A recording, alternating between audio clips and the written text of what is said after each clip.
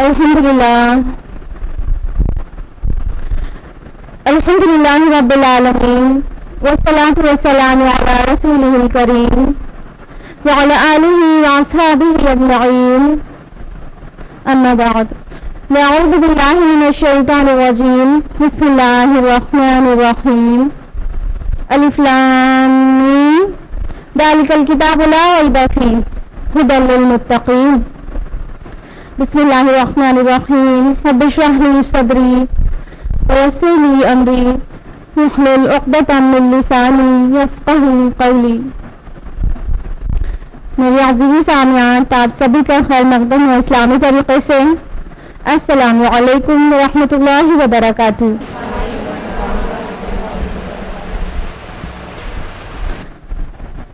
اللہ باری تعالیٰ کی ذات سے امید ہے کہ آپ سب بخیر و عافیت ہوں گی۔ خلاصہ قرآن کلاس کے دوسرے دن آپ سبھی کا ویلکم ہے۔ جیسا کہ آپ کو یاد ہوگا کہ کل صرف تعارف قرآن پیش کیا گیا تھا اور آج انشاءاللہ پہلے پارے کی باقاعدہ سٹارٹنگ ہوگی۔ تو ہم قرآن مجید کھولتے ہیں تو سب سے پہلے ہم دیکھتے ہیں جو سورہ وہ ہے سورۃ الفاتحہ۔ تو سورہ فاتحہ کا پیغام آپ کے سامنے ہے۔ سورہ فاتحہ جو لفظ فاتحہ اس کا مطلب ہوتا ہے فتح یفتح سے ہے، جس کا معنی کھولنے کا ہوتا ہے۔ مطلب جب ہم قرآن کھولتے ہیں تو جو سب سے پہلے سورہ ملتی ہے وہ سورہ فاتحہ ہوتی ہے، تو کہہ سکتے ہیں دا اوپننگ سورہ آف دا قرآن، اس لیے اس کا نام فاتحہ ہے کیونکہ یہ بگنی ہے۔ سورہ فاتحہ مختصر صورتوں میں سے ایک ہے حجم کے اعتبار سے، 7 آیتیں ہیں صرف، لیکن عظمت اور بزرگی کے اعتبار سے یہ بہت عظیم اور بہت بڑی سورہ ہے۔ سورہ فاتحہ کو ام القرآن اور اساس القرآن بھی نام دیا گیا کیونکہ یہ پورے قرآن کی جڑ بنیاد ہے۔ سورہ فاتحہ کا نام الکافیہ یعنی کفایت کرنے والی اور الشافیہ یعنی شفا دینے والی بھی ہے۔ سورہ فاتحہ وہ سورہ ہے جو سب سے پہلے مکمل نازل ہوئی۔ اس سے پہلے سورہ علق، مزمل، مدثر وغیرہ سورتوں کی آیات نازل ہوئی، لیکن مکمل نازل ہونے والی یہ سب سے پہلی سورہ ہے اور اس کو سبع مثانی بھی کہتے ہیں۔ اللہ سبحانہ و تعالیٰ نے فرمایا سورہ حجر سورہ نمبر 15 آیت نمبر 87 میں وَلَقَدْ آتَيْنَاكَ سَبْعًا مِنَ الْمَثَانِي وَالْقُرْآنِ الْعَظِيمِ، اور ہم نے آپ کو عطا کیا سبع مثانی یعنی 7 ریپیٹ ہونے والی آیات اور قرآن عظیم۔ تو سورہ فاتحہ چونکہ بار بار ریپیٹ ہوتی ہے ہماری نمازوں میں ہر رکعت میں، تو اسے سبع من المثانی بھی کہا جاتا ہے۔ سورہ فاتحہ میں 7 آیات ہیں، یہ متفق علیہ بات ہے کہ 7 ہی آیات ہیں، لیکن بسم اللہ الرحمن الرحیم یہ سورہ فاتحہ کا جز ہے کہ علیحدہ ایک آیت ہے، اس میں اختلاف ہے۔ بعض کا ماننا ہے کہ بسم اللہ الرحمن الرحیم ملا کر 7 آیات ہے اور بعض کا ماننا ہے الحمدللہ رب العالمین سے پہلی آیت ہے۔ سورہ فاتحہ کی قرآن میں جو حیثیت ہے بعض کے نزدیک وہ مقدمہ اور دیباچے کی بھی حیثیت رکھتی ہے اور حکمت اور فلسفے کا خلاصہ اور لب لباب ہے یہ سورۃ الفاتحہ، اور اس کا اسلوب جو ہے دعائیہ ہے یعنی دعا کا انداز ہے۔ سورۃ الفاتحہ کا نام الصلاۃ بھی ہے۔ بخاری مسلم کی متفق علیہ روایت ہے کہ اللہ کے رسول صلی اللہ علیہ وسلم نے فرمایا کہ جس نے فاتحہ نہیں پڑھی اس کی نماز نہیں، اس لیے اس کا نام ہی الصلاۃ بھی ہے۔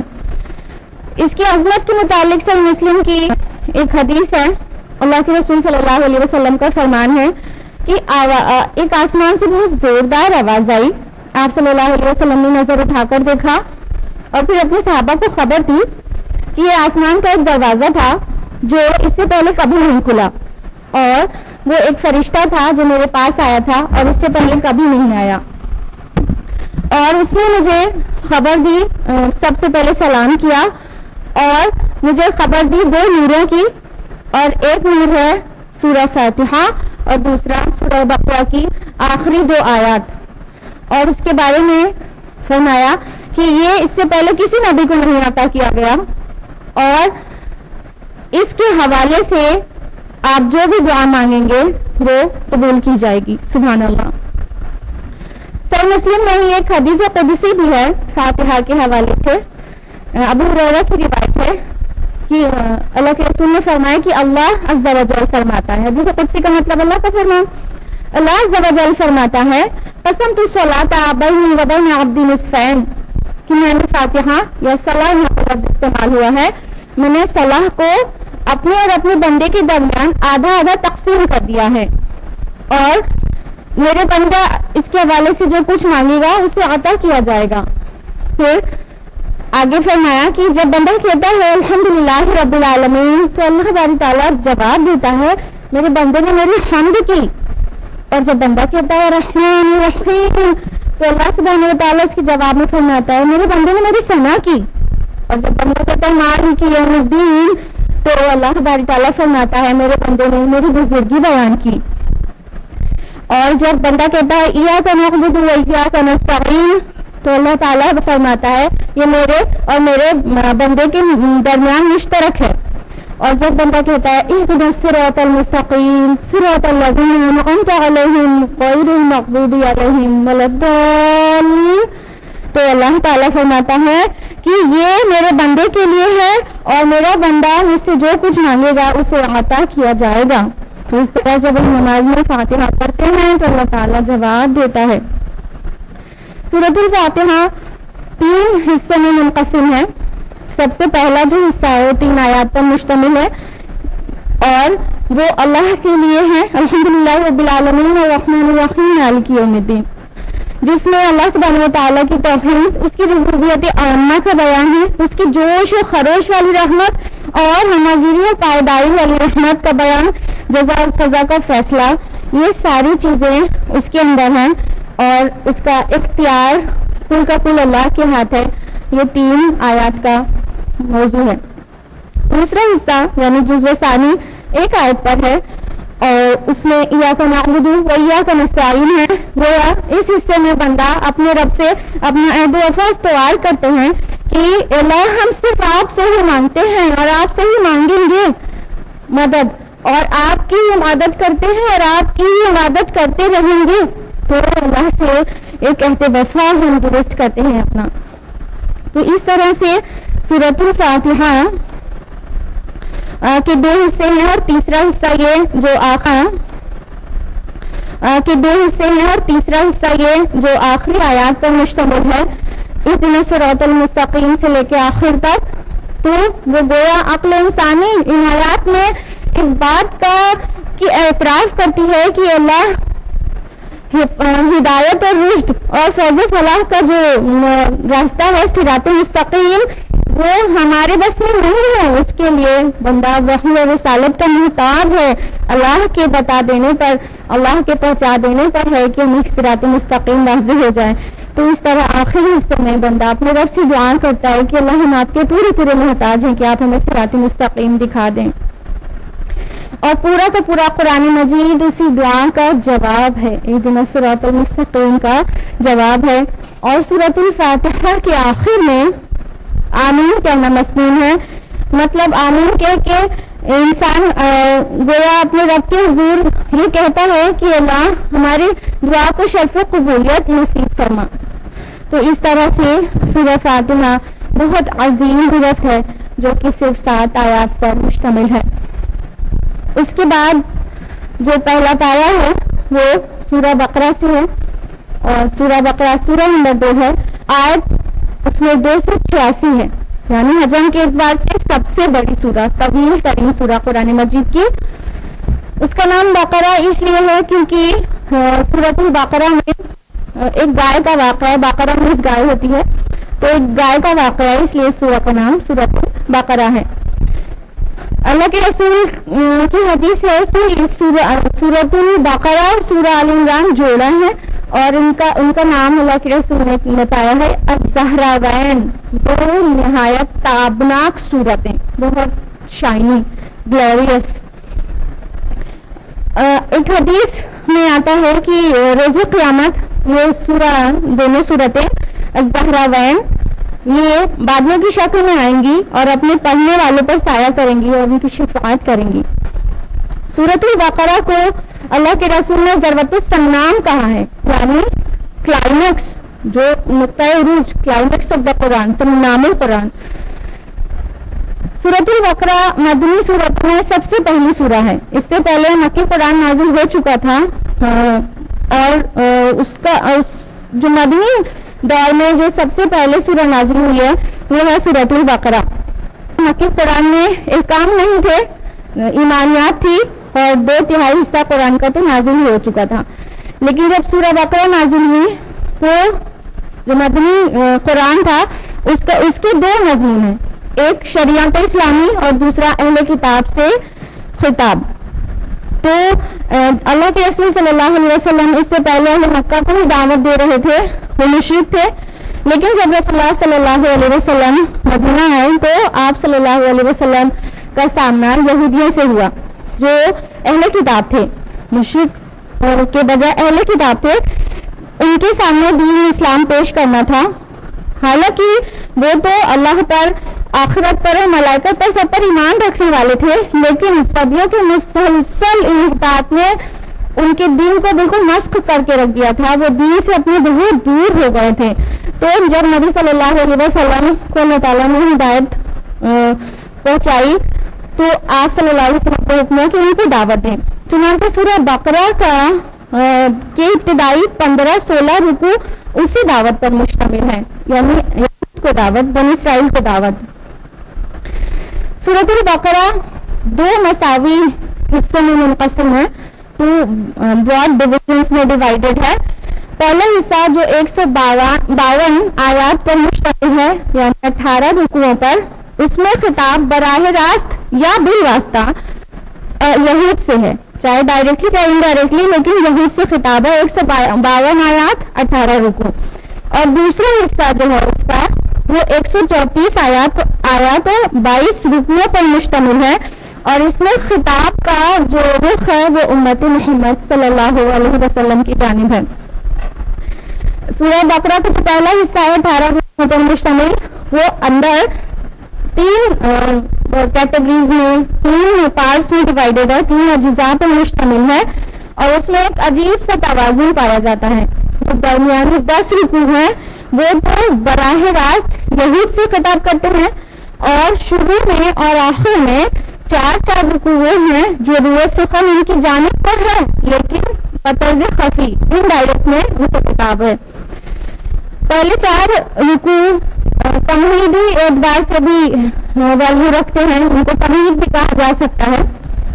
और आखिरी जो 4 रुकू हैं वो उसका जो मज़ामीन है वो उसकी नौयत गोया शहंशाह अर्ज़ समा का फरमान है कि इमामतुन नास व विरासत इब्राहिम की जो एक शाख थी बनी इसराइल के नाम, अब वो मुंतकिल हो रही है बनी इस्माइल के नाम, यानी रसूलुल्लाह की बेसत बनी इस्माइल से हुई है, ना कि बनी इसराइल से। और इसकी जो शिफ्टिंग है, इमामतुन नास की जो शिफ्टिंग है, उसको वो तहवील क़िबला के वाक़े में उसकी अहमियत को बता दिया। पहले जो 4 रुकू हैं सूरह बकरा के, उसमें 2 रुकू में 3 किस्म के लोगों का जिक्र है। एक मुत्तक़ीन है, मुफ़्लिहीन, दूसरा कुफ़ार और तीसरा मुनाफ़िक़ीन, जबकि नाम मौजूद नहीं है मुनाफ़िक़। इस तरह से इस तमहीद के बाद बाकायदा आगाज़ कलाम इस तरह से होता है।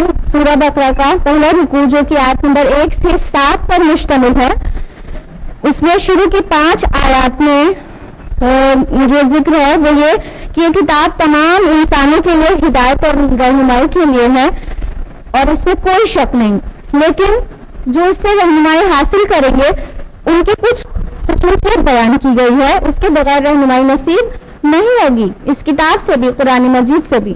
पहला ये कि वो मुत्तकी हों, खैर शर का फर्क पहचानते हों, दूसरा ये कि गैब पर ईमान लाने वाले हों, तीसरा ये कि ईमान लाने के बाद इताअत के लिए तैयार हो जाएं, यानी नमाजें पढ़ें, और चौथा ये कि वो माल से ऐसी मोहब्बत न रखें कि उसे अल्लाह की राह में कुर्बान न कर सकें, माली कुर्बानी दें, और पांचवा ये कि तमाम अंबिया पर ईमान लाने वाले और उनकी तमाम अंबिया को दी गई किताब पर ईमान लाने वाले हों, और छठा ये कि आखिरत पर यकीन रखने वाले हों। ये 6 सिफात जब तक न होंगी तब तक कुरान मजीद से भी हिदायत से महरूम रहेगा इंसान। آیت نمبر 6 اور 7 میں کفار کے بارے میں بتایا گیا کہ جو لوگ کفر پر اڑ گئے ہیں ان کے دلوں پر ان کی سماعت اور بصارت پر اللہ تعالیٰ نے مہر لگا دی ہے. اب انہیں دیکھ کر بھی کچھ دکھائی نہیں دیتا, سن کر بھی کچھ سنائی نہیں دیتا, ان کے لیے دردناک عذاب ہے. بقرہ کا دوسرا رکوع جو ہے آیت نمبر 8 سے لے کے آیت نمبر 20 تک پر مشتمل ہے. اس میں کچھ لوگوں کا تذکرہ ہے جو کہتے ہیں کہ ہم ایمان لائے لیکن ان کے دل میں ایمان نہیں ہے. اکثر مفسرین کہتے ہیں کہ یہ منافقین کے بارے میں ہے, لیکن امین احسن اسلامی نے بڑا لطیف نقطہ یہاں پر دیا ہے کہ یہ ایک کردار کا نقشہ کھینچا گیا ہے ان آیات میں کہ جس کے پاس بتاؤ وہ دیکھ لے. اور دیکھا جائے تو یہ یہودی علماء کا بھی کیریکٹر اسی طرح کا تھا. انفیکٹ یہ جو منافقین مدینہ تھے یہ یہود کے علماء کے زیر سایہ ہی پنپے ہوئے تھے, اور منافقین کی جو اکثریت تھی وہ ان کو نفاق کا شعور نہیں تھا, غیر شعوری منافق تھے اور کہتے تھے خام خواہ لڑائی بھڑائی سے کیا فائدہ ہے, ہم تو بڑے اصلاح چاہنے والے لوگ ہیں, کیوں یہ مسلمان یہ وقوف لوگ ہیں یہ کیوں لڑائی بھڑائی مول لے رہے ہیں, ہم مخلص لوگ ہیں. اور تو آیت نمبر 10 میں ان کو کہا گیا کہ قلوبہم مرض, ان کے دلوں میں بیماری ہے. مطلب بیماری کیا تھی, یہ کردار کی کمزوری تھی, ویکنیس آف کیریکٹر, کہ ایمان میں وہ کمزور تھے. اس کے بعد ان کے لیے کہا گیا وَلَهُمْ عَذَابٌ أَلِيمٌ بِمَا كَانُوا يَكْذِبُونَ. آیت نمبر 10 میں کہ ان کے لیے دردناک عذاب ہے اس لیے کہ وہ جھوٹ بولتے ہیں. یاد رکھیے گا جھوٹ بولنے والے کے لیے دردناک عذاب کی خبر سنائی گئی ہے. اور آگے کہا گیا کہ ایمان لائے ایسے جیسے یہ ایمان لائے, یعنی صحابہ کو اسوہ بتایا گیا, صحابہ کو نمونہ بتایا گیا, تو ہمارے اور آپ کے لیے بھی صحابہ کے ایمان ہی ہمارے لیے اسوہ ہونا چاہیے. رکوع نمبر 3 جو کہ آیات 21 سے 29 پر مشتمل ہے, اس میں تیسرے اور چوتھے رکوع میں قرآن مجید کی دعوت کا خلاصہ ہے. اگر آپ غور کریں تیسرے رکوع میں مذہبی فکر کی سطح پر اور چوتھے رکوع میں فلسفہ اور حکمت کی سطح پر. تو اسٹارٹنگ میں ہی یا الناس اعبدوا ربکم الذی خلقکم والذین من قبلکم لعلکم تتقون, آیت نمبر 21 میں توحید کی ڈیمانڈ آ گئی کہ اے لوگوں اپنے رب کی عبادت کرو جس نے تم کو اور تم سے پہلے کے لوگوں کو پیدا کیا تاکہ تم بچ جاؤ. آیت نمبر 23 میں کہا گیا کہ اگر تم کو اس بات میں شک ہے کہ جو ہم نے تم اپنے بندے پر نازل کیا ہے ہماری جانب سے ہے تو ایک ہی سورہ بنا لاؤ اس جیسی اگر تم سچے ہو. تو اس طرح رسالت کے لیے ڈیمانڈ ہے کہ رسالت پر ایمان لاؤ, ہمارے بندے پر جو کچھ ہم نے نازل کیا ہے وہ رسول ہے. اور آیت نمبر 24 میں ہے کہ ڈرو اس آگ سے جس کا ایندھن انسان اور پتھر ہے. تو گویا آخرت پر ایمان کی ڈیمانڈ ہے, یعنی ایمانیات ثلاثہ مکمل ہوا ان آیات میں. اس کے بعد چوتھا رکوع جو کہ آیت نمبر 30 سے 39 تک پر ہے. چوتھے رکوع میں حضرت آدم کی تخلیق, ان کی شرف خلافت اور علم سے نوازا جانا, مسجود ملائک ہونا اور ابلیس کی عداوت کا ذکر ہے. تو اس طرح دیکھا جائے تو یہود سے بہت ریلیٹ کرتی ہے وہ سچویشن کہ ابلیس آدم کے اعزاز کو دیکھ کر جل مل گیا تھا اور یہود جو ہے محمد صلی اللہ علیہ وسلم کو رسالت ملنے اور ان پر وحی آنے کی وجہ سے جل گئے تھے. تو بہت سملر حال تھا. تو اللہ تعالیٰ نے فرمایا آدم علیہ السلام سے کہ میں زمین میں فرشتوں سے کہ میں زمین میں خلیفہ بنانے والا ہوں. تو فرشتوں نے کہا اللہ تو ایسے مخلوق بنانے والا ہے جو زمین میں فساد پھیلائے اور خونریزی کرے. تو اللہ تعالیٰ نے جواب دیا میں جانتا ہوں تم نہیں جانتے. اور پھر اللہ سبحانہ و تعالیٰ نے فرمایا آیت نمبر 31 میں وَعَلَّمَ آدَمَ الْأَسْمَاءَ كُلَّهَا کی, اور اللہ تعالیٰ نے آدم علیہ السلام کو ساری چیزوں کے نام سکھا دیے. یہی ہے وہ ایکوائرڈ نالج, اکتسابی علم جو زمین میں اس کی ایکسپولیشن ہو رہی ہے, یعنی پوٹینشیل اللہ تعالیٰ نے آدم علیہ السلام میں رکھ دیا تھا اور وہی جو پوٹینشیل تھا وہ تمام انسانوں میں ہے اور اسی وہ خالی بڑھ رہا ہے, پھیل رہا ہے, سائنس ترقی کر رہی ہے. پھر آدم اور حوا کو اللہ تعالیٰ نے فرمایا کہ جنت میں رہو, پھر شیطان نے انہیں پھسلا دیا. اور پھر آدم علیہ السلام نے بہت توبہ کی اور ان کی توبہ اور اپنے رب سے چند کلمات سیکھ لیے. اور وہ کلمات آپ کو پتا ہوگا سورہ اعراف میں ہے, سورہ نمبر 7 آیت نمبر 23, ربنا ظلمنا انفسنا وان لم تغفر لنا وترحمنا لنكونن من الخاسرین. اللہ تعالیٰ نے ان کو معاف کر دیا, ان کو سمجھ کے شان کریم نے چن لیے, قطرے جو تھے میرے یار کے انفعال کے, اللہ تعالیٰ نے انہیں معاف کیا. پھر فیصلہ کر دیا کہ اب تم دونوں یعنی آدم اور ابلیس دونوں زمین پر اتر جاؤ, اب تمہارے لیے وہ جگہ ہے.